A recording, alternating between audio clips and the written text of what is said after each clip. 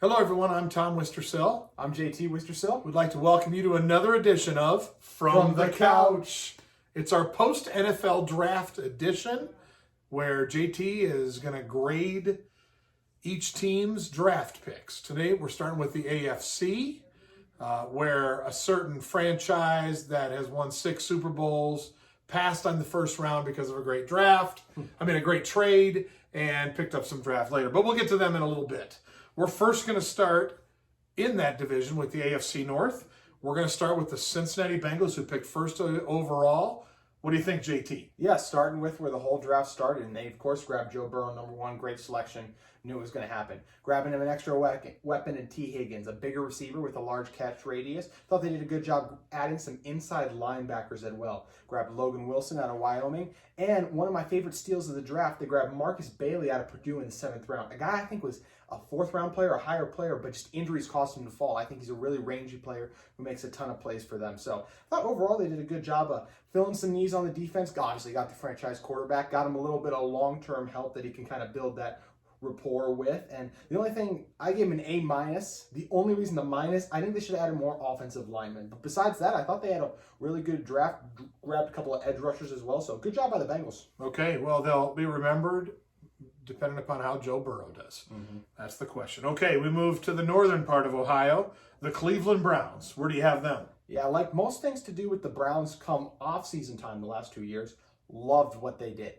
Jedrick Wills, one of the best offensive tackles, comes in, fills the left tackle need right away. You get Grant Delpit, a safety who fell but is super talented and has great range. Jordan Elliott, defensive tackle coming out of Missouri, another really physical, athletic guy who they can develop as well. Jacob Phillips, linebacker at LSU, much like his counterpart, Patrick Queen, really good in coverage. Harrison Bryant, really good tight end out of Florida Atlantic as well. And even their late, I'm sorry, I'm naming their picks, but this is an A+ draft to me. Nick Harris, backup center out of Washington, and Donovan Peoples-Jones, wide receiver out of Michigan, who I thought was a top 15 receiver in this draft. Every single time they drafted, I was like, that's a great move. They grabbed one of the guys who's kind of fallen. I love their draft, A++.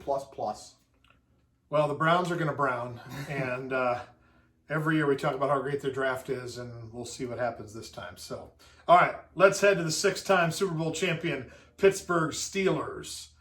How'd you grade them out, JT? So one thing I did not do, much to my father's dismay, I just included the haul they got in the draft. I personally did not factor Minkah into my grading at all. Minkah's an unbelievable player, and you make that trade 10 times out of 10 looking back on it. But in my grading, I did not keep that in mind. So first of their 2nd-round picks, grabbed Chase Claypool. Good receiver coming out of Notre Dame, but I don't think was the biggest need for them. I think they could have gone with some offensive linemen, some defensive interior linemen. I thought it was a fine pick, but other needs. Then they grabbed Alex Highsmith, and I thought he was a reach coming out of Charlotte, kind of a backup edge rusher who's going to kind of be Bud Dupree's backup this year and maybe take over for him. Anthony McFarland is another running back who I feel like will just be another like James Conner, Benny Snell. Will just keep rotating. And Kevin Dotson, I know you loved, he was a former Steeler, but like I said, should have addressed offensive line earlier. And it's just a very underwhelming draft for me, and I ended up giving it a C+. I think they got all right players, and I thought they didn't fill a lot of needs either. So I don't know how many of these guys helped them this year outside of Claypool. Okay, you're going to start having to pay rent here at the house. And let's finish it up with the Baltimore Ravens. My guess is you gave them a good grade. I did.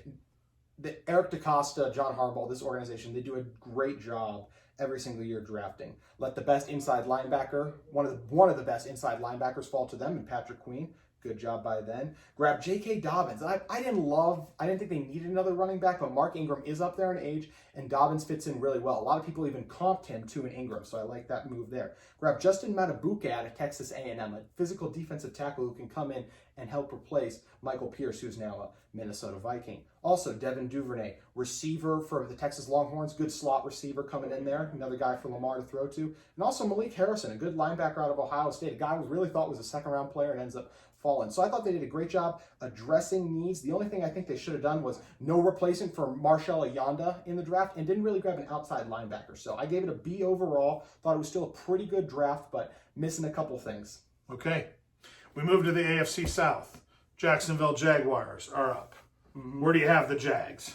Jags, I like the Jags draft, grabbing C.J. Henderson, thought it was a good move. Athletic corner who can come in and you hope replace Jalen Ramsey down there for the Jags. Kayvon Chason, uber athletic edge rusher, like I talked about on our last episode, really compliments Josh Allen well. Speaking of guys who are athletic, Laviska Shenault coming out of Colorado, a really good weapon who they're going to use in a lot of ways. Devon Hamilton, nose tackle out of Ohio State, a dominant inside presence who can stuff the run. And I also thought they even grabbed a guy like Colin Johnson, who I thought was a good move, and another guy who fell due to injuries, but is a really tall physical receiver. Overall, I gave him an A. Thought they filled most of their needs and did a pretty good job. Okay. Indianapolis Colts are up next. Where do you have the Colts? Colts first round pick DeForest Buckner was a good trade for them. They then second round grabbed Michael. But that doesn't count, you said. I didn't count at all. Okay, Just another one like Just the saying. Steelers. Okay, all right. 10 out of times out of 10. Did not affect my grade at all. But needed a receiver. Grabbed Michael Pittman Jr. out of USC, a tall receiver. Like that pick. Compliment T.Y. Hilton.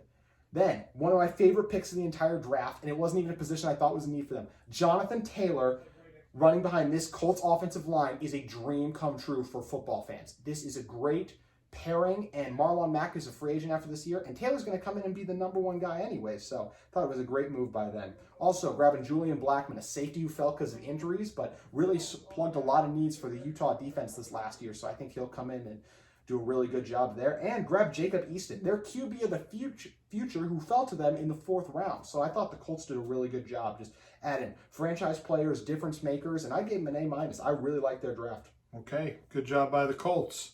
Tennessee Titans are next on the clock. Where do you go? Some of the things I liked what the Titans did in the first 2 rounds.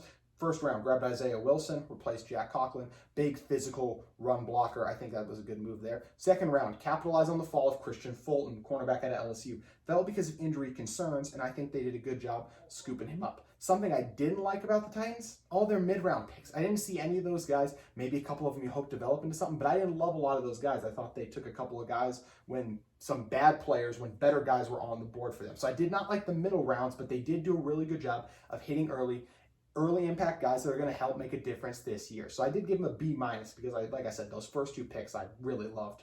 Okay. So a team that was active in the offseason, the Houston Texans. How'd they do in the draft, JT? Not good. When they traded DeAndre Hopkins, they got a 2nd round pick. They used that on a defensive tackle in Ross Blacklock, who is fine, but he's more of a 3 technique. And with their 3-4 defense, I thought they could have grabbed more of a nose tackle defensive lineman instead for a Blacklock, which I thought was fine. But then the 3rd round, Jonathan Greenland coming out of Florida. I did like this pick. I think this guy's a solid starter. Can get to the quarterback sometimes, but will stop the run. Just a solid defensive lineman. But outside of these needs on the defensive line, didn't solve anything else. Cornerback needs still. Could use a little more help on the offensive line. The secondary is a mess. So I was really disappointed with the Texans. Like I said, you get a defensive tackle for DeAndre Hopkins. It just is a more disappointing offseason. I gave him a C. Once again, Bill O'Brien is messing up. Okay. We'll see how long that lasts down there. Yeah. We now head to the AFC East, where a team that had lots of draft picks is up first. Tell us about the Miami Dolphins. So the Dolphins. Tua, Austin Jackson, Noah Igbenogany. Really good first round, got the franchise quarterback. But I like what they also did just throughout the draft in general. They also traded for Matt Breida, which I thought was a good move, but I did not factor that into my grading. Right. They grabbed Robert Hunt out of Louisiana Lafayette. I think he played right tackle there. I think he's going to kick inside to guard and give Tua some protection. They grabbed Raekwon Davis, Curtis Weaver, and these are guys who are going to fit in with this defense changing to a 3-4, I think, really big defensive ends who are going to help them stop the run. And also they got Brandon Jones, a strong safety out of Texas. So I thought this was a franchise-changing draft for this team. You can tell they grabbed guys that are going to be there for a long time and impact players all across the board. So I really like the Dolphins draft, and I gave them an A. Okay. All right, we head north up the coast to Jets, Jets. What did you do with them? So, first round, Mekhi Becton. Talked about in the last one. Love that pick. Then, second round, they grabbed Denzel Mims, a really athletic wide receiver who experienced a little bit of a fall because of injury concerns as well, but still really talented guy that I think is going to come in and be Sam Darnold's #1 receiver. Then, third round, they get the edge guy they want in there in Jabari Zuniga, who he's going to come in and finally rush the passer, something they've desperately needed. Their outside linebackers have been a train wreck for a long time. And I loved late grabbing Bryce Hall, massive injury concerns there. But if you watch the film, if he could get back to what he was in college, I think he has number one corner potential. I really do. So I thought the Jets did a really good job of capitalizing on value all across the board, and I gave him an A- for their draft. Wow. That's great. Big grade for them. Mm-hmm. All right, Buffalo Bills are next. Yeah. What'd you give them? Another trade, Stephon Diggs, no first rounder. But this team did not have a ton of needs. They were one of the winners of free agency because they plugged most of their needs during the free agency period. So, coming into the second round, capitalize on the fall of AJ Epinesa. He ran a slow 40 time. Big whoop. Dude is a dominant defensive end. Is going to come in and be a starter there for a long time. Then, Zach Moss in the third round. He complements Derek Stingley great. Stingley's more the quick back, and Zach Moss is more the power and shifty back. So, they did a really good job there. And just even grab Jake Fromm. A backup quarterback? Yes. But when you don't have that many needs, if you can get a guy like Jake Fromm who in a pinch can win you some games, I thought they had a really good draft, and I gave him a B+. And I would just be stunned if Buffalo doesn't win this division because they have had such a good offseason, and they've just added impact players at every turn. Okay. Speaking of the division winners, the New England Patriots are next. Mm-hmm. What did they do? Yeah, huge draft for them. Without, obviously, first one without Tom Brady. Everyone thinks they're entering a rebuild this year, and it was kind of a underwhelming haul, I thought. I mean, it was all right, but get Kyle Duggar, who's a strong safety, come in and replace Patrick Chung, but he was a Division II guy, so I think it's going to take him some developing to play. I mean, it's a big Division II guys to NFL.